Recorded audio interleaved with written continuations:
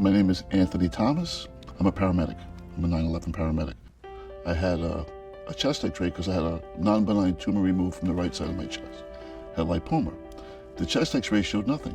It was clean, that the lungs were clear. My GI doctor, she says, I want to do an abdominal pelvic CAT scan with contrast.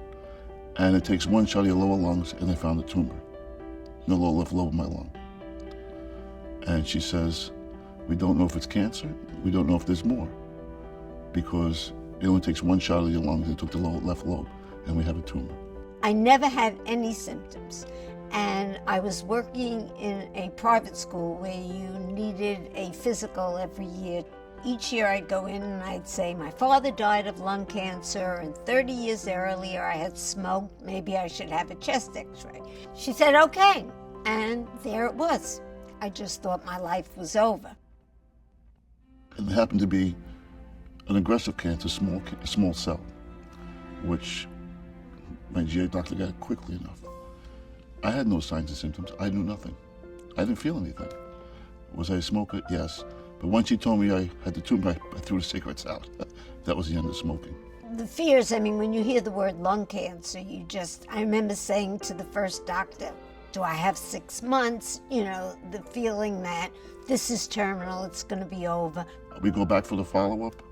All the biopsies and everything, other surrounding tissues, came back normal, except that one lymph node showed rare cells. And I said, well, does that mean I have cancer? And I asked him, do I need to buy a casket? Because you figure lung cancer is going to be the end. And he says, good positive thinking. I said, oh, you're right. So he says, no, we're going for the cure.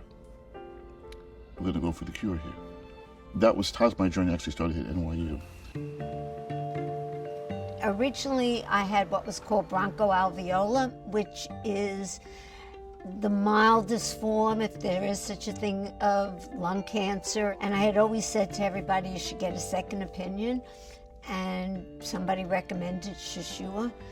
And I walked in here and I knew I wanted him to be my doctor. He was just so different than my other experiences. I felt at home, I felt he understood. This is where I want to be. When I came here, they told me, we got to realize one thing. You don't work for us.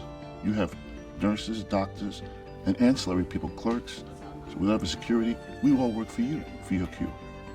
And that's a big deal to say that we all work for you. You don't have to do anything. We work for you. And nobody's ever told me that in my entire life. I was on Tarceva for a year and it stopped working. The bronchoalveolar was morphed into adenocarcinoma. And that's when they decided I needed chemo. The first time you go for it, it's very scary because you don't know what's going to happen. And you don't know what to feel because you figure it's the end of the world. That's it. There's no more life left. And when you find out that that's not true, because there are options and there are treatments, it makes things better. Dr. Shishua said, you can live longer, we have things. I always thought that anybody who had chemo throws up all the time. And that was very scary to me.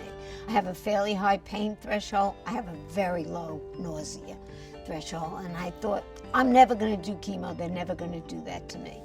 And I wasn't going to do it. And then I thought, what kind of role model am I to my children? That I won't even try it once. You know, you can always stop it. You should at least give it a try and see if it's that terrible. And it wasn't. They give you anti-nausea medicine, they give you steroids. True, I don't feel like eating, but I don't feel like throwing up. I'm not going to say chemo is a piece of cake, it isn't, but it wasn't nearly as bad as what I had pictured. I was very frightened the first time. But after that, you get used to it. You know, this past year I had to have radiation. I have stage 4 lung cancer. It's in both lungs. I have 4 tumors. One grew to the optimal size for radiation. Shishua sent me down to Dr. Schiff. They can take care of it. Also, everybody there was warm, friendly, wanting to make sure you understand what you're going through, that they're there to help you. Everybody works together. When I was in the hospital with the surgery, believe it or not, and this was really interesting, The cardiologist came every day. He didn't have to come. He came every day when I was in hospital, and I was surprised. I said, you usually don't come. He says, we Brooklynites have to stick together, Tony, and they don't leave you alone. They're always out there for you. And when I have to go for tests or scans, I call them up. When you want to come, Tony? I don't have to call the insurance company. They do everything. They do everything.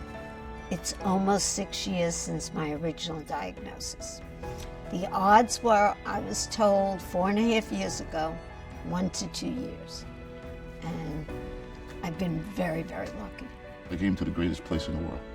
And I really mean that this is the greatest place in the world.